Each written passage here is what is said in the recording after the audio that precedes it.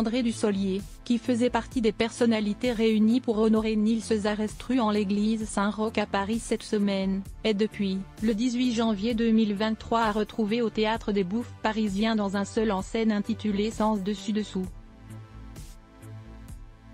Une actualité évoquée par le brillant acteur dans les pages du magazine Gala, dans leur édition du 12 décembre.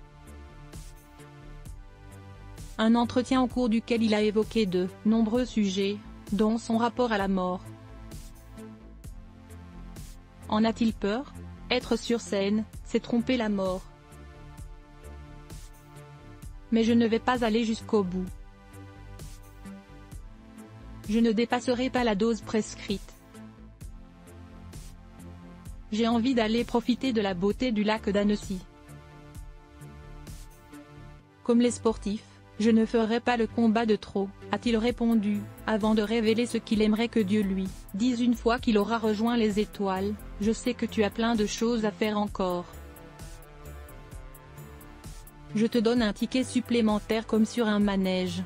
L'ex d'Isabelle Gianni fait également le bilan de sa vie de père, lui qui a eu 2 enfants, Léo et Julia. J'ai essayé d'être à l'écoute, et proche d'eux. Mais ils m'ont vite fait sentir que nous n'avions pas à devenir copains, qu'ils avaient besoin d'un cadre. Tout parent est, à un moment, un punching ball sur lequel on souhaite se faire les muscles ou les ongles. Puis il y a des rapprochements qui se font. Et le fait que Léo et Julia se soient tous les deux lancés dans le même métier que lui, cela l'inquiète et il un peu.